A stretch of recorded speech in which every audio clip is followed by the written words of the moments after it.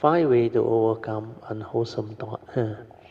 So this one, the Buddha in his teaching actually taught the monks.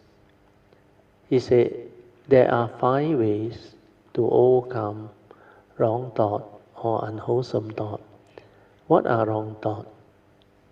What are unwholesome thought? Thought that is with the evil roots of greed, hatred, and delusion, because they are the root of all evil. And this one will condition the 3 evil roots of greed, hatred, and delusion and make you evil. Like when you go about living your life, when you have craving, desire, covetousness, greediness, then when you become angry, violent, develop jealousy, hatred, all these are with the evil roots of greed and hatred. Then when there is fear, worry, anxiety, there is self-delusion there. That's why the 3 evil roots, they manifest very fast. So when they arise in you, the Buddha said, you have to arise the right effort to abandon it. So how can you abandon the wrong thought? Like your fear, your worry, your anxiety. How can you do it? What is the first way to abandon wrong thought? Think of the direct opposite, wholesome thought. When there is anger, you must develop what? Metta, understand not? Loving kindness. When you develop metta, you cannot be angry. Your mind can only do one thing at a time. So when there is cruelty, you develop compassion. When you have compassion, you cannot have cruelty. When you got anger and hatred, you also can develop loving kindness, metta. That's why the Buddha said the first way is thought-based. Think of the direct opposite, wholesome thought. When there is craving, lust, he said, think of the direct opposite, wholesome thought, which is contentment. That's why all these are in the teaching. But these are thought-based. You cannot live life if you just do this. Every time you got anger, you sit, look for a quiet place, read the metta. Then after that, no wisdom, it doesn't root out, then what happens? You go back to life. You see something or hear something that you don't like, you get angry again. So that is not the way to root it out.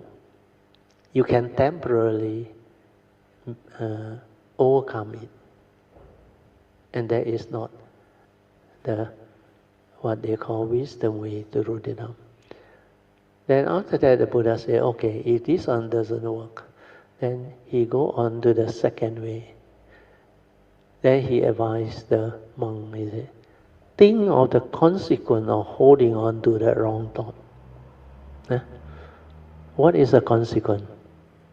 If you hold on to the anger, the hatred, the envy, the jealousy, the craving, the desire, the selfishness, the possessiveness, or your fear, worry, anxiety, sorrow, all these are negative mindset.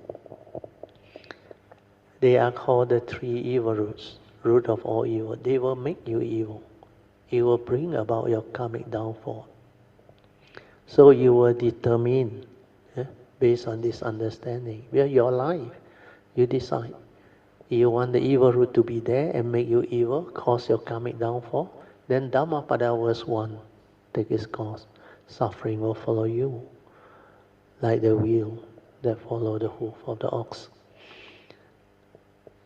So understanding this is very important. That's why you will arise the right effort to use the thought, determined to abandon it. Because you see the danger.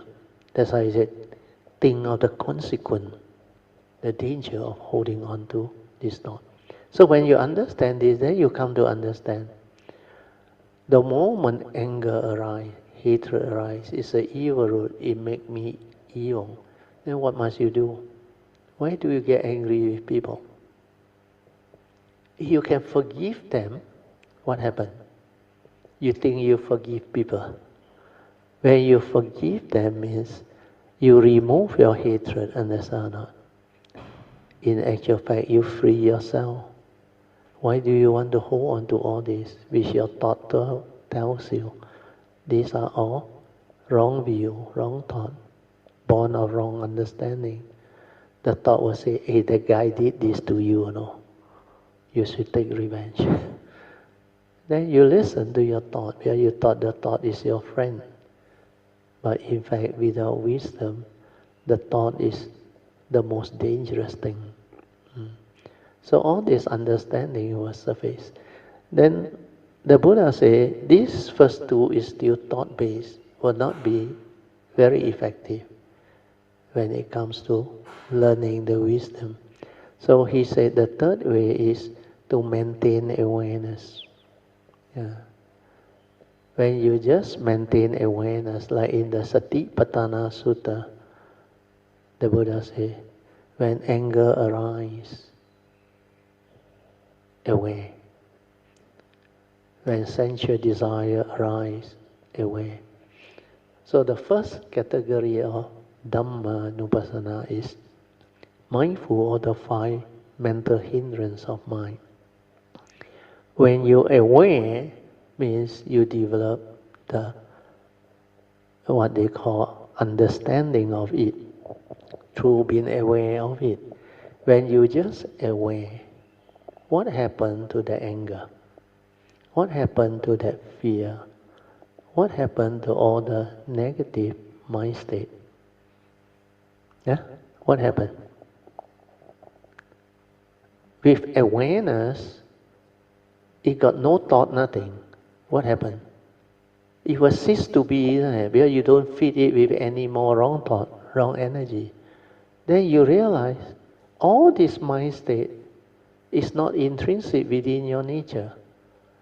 They are dependent, originating mind state, born of wrong thought, wrong view. That's why you stay with it. Maintain the tranquility, the awareness, the stillness. Then the natural state of mind before the stirring return. Understand? It stirs and creates anger, fear. Because from your wrong view, wrong thought, it stirs and creates that negative emotion. Then when you just aware, you realize it ceases. Then you liberate your mind. Because you come to understand anger was never you. Because you cannot see things as they are. You cannot accept the reality for what it is. The world is the world. Conditions like that, things will like that. You don't understand all this teaching. That's why you have your duality created by your own mundane thinking, your thought, your mano. And this is how living being cultivators get themselves entangled. And they dislike all this. They say, after cultivating so long, I still have anger, I still have selfishness, I still have greed, I still have fear, worry, anxiety. What is all this? This is clarity, delusion, because in the first place, they were never you.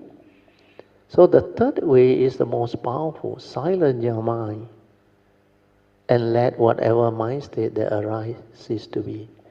That's why in the Satipatthana Sutta, the Buddha says, if you develop mindfulness of the 5 mental hindrances, you will come to understand how the unarisen 5 mental hindrances come to be. Because before you got the mental hindrance of sensual desire, ill will, sloth and torpor, restlessness of mind and doubt, there were none, isn't it? So after they arise, that's why you saw. Through your wrong view, wrong thought, wrong understanding, they manifest. That's why they are dependent originating. Then you stay with that craving or sensual desire or the ill will, especially fear, worry, anxiety, sorrow, you stay with it. Don't give it any more thought energy, wrong thought, wrong view. It ceases. When it ceases, there is tranquility, stillness of mind. Your true mind return. And that was your original mind, true mind. Your original state before the stirring. So stay with this mind, then you are free of all the duality and suffering. So you see it, then you understand. Then you will come to understand how all these mental hindrances that have arisen, if you continue to maintain awareness, how they cease to be. You understand? Yeah? That's why in the Sutta it's mentioned very clearly. Initially, you come to develop the understanding of how the unarisen one arise. Then after they arise, you maintain awareness, then they cease. Through what? Through not doing anything, understand?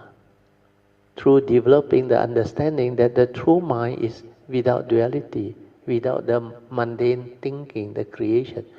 That's why you're free. But this way, you didn't develop very much wisdom. You only know how to free that mind when it comes into contact. Everything, every time maintain mindfulness, awareness. Yeah. Like what Hui Ning did. Polish until it shines so that no dust can alight. Why must you do that? That's why the Buddha teach the fourth way. What is the fourth way? Trace the origination factor. How did this mental hindrance come to be? Then through that understanding, retrospectively reverse it. And there is wisdom. And in the teaching, what is it that you learn? The Buddhas always teach. Condition like that, things will be like that. Whatever arises, there are causes and conditions behind. Then he also says, learn to see things as they are. That's why that wisdom is very profound. If I develop the direct seeing to see things as they are, then there is no duality. No right, no wrong, no good, no bad, no defilement, all those things, which Sen Siu failed to penetrate. That's why Hui Neng, when he was at the pure awareness nature, he understands all this. That's why he see by observation with the silent mind, then he understands how the mental hindrance that has not arisen come to be. Then by being silent and aware, he knows how it ceases. Then he traces the origination factor. Means it always starts with one of your senses. Either you see something, then you stir your mind, you get angry. Or you hear something, somebody tell you, then you get angry or fearful, emotional. Or you recall a phobia, a very negative thought, memories. Then fear arises, worry, anxiety arise. Then you project your thought again, all this arise. So you have to trace this origination factor. What is the cause of all this? Due to your sakaya-ditthi, self-delusion. And when you have this self-delusion, you always arise a wrong thought because you have duality, your belief system, your conditioning. And all this continuously develop the habitual tendency to react, stir, and create more and more problem and emotion. What if you can see things as they are, like the Buddha said, the world is the world, condition like that, things will like that. Then I can be at peace with all situations. Do you understand? Then if I see somebody, then I react and get angry because the memory recall that this guy last time cheated you, did all this nonsense to you. It's all because of that memory, understand or not? But if you can accept him for what he is, means see things as they are. He is the way he is, understand or not? I don't like get angry with him anymore. Because deluded people do deluded things, understand or not? Selfish people do selfish things. And angry people do angry things. So they are the way they are. It doesn't mean that you accept everything, whatever they do, you don't care. No, the acceptance is through your wisdom. They are just the way they are. When they manifest all this, there is karmic behind, and they will get themselves entangled. And nothing to do with you. Why must you react to what they do? And then you realize, if I can see things as they are and accept them for what they are, and accept the world for what they are, condition like that, things like that, then I realize every moment also I'm at peace. I does not need to stir my mind. That's why with this understanding, you can develop the understanding which is wisdom to be at peace.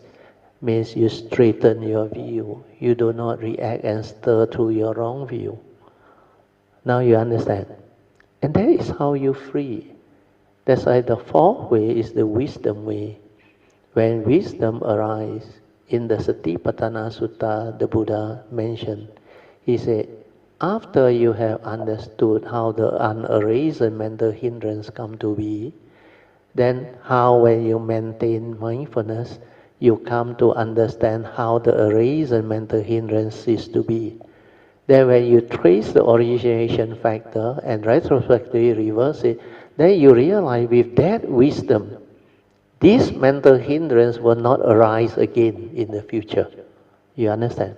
It's all written in the Satipatthana Sutta. Why don't you all read it up and understand it?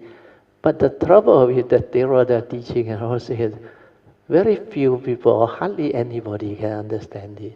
Because to see things as they are is very difficult. Understand or not? Ask you not to get angry, not to be fearful, not to react, not to do anything. People say, you must be the most stupid guy in the world. Understand how people did all this nonsense to you and you can still accept them for what they are. Especially spousal. When their husband want to divorce them already, do all those things already. The first thing they ask me is, when I teach them the 3 ways, I say, ask for forgiveness first. He said, Brother Teo, you must be out of your mind. You ask me to ask for forgiveness from that. He used the word BAS something. No more darling, no more husband. That is the reaction, the tendency immediately come out. But when you understand, I never say you don't act. You accept them for what they are. You accept the world for what it is. Then you act. Doesn't mean you don't act. You act to resolve your problem. That is the Dhamma way. How do you act? You act with wisdom. No more from memory. Wisdom following the Dhamma way. Following the understanding that the Dhamma has taught you. That's why this wisdom way is the way out of suffering. And what is this way? Fourth noble truth. What is this way? Noble eightfold path. Apply noble eightfold path. No negativity one. All right view leading to right thought, right spirit. Then resolve everything amicably. Can be done. I have done it many times.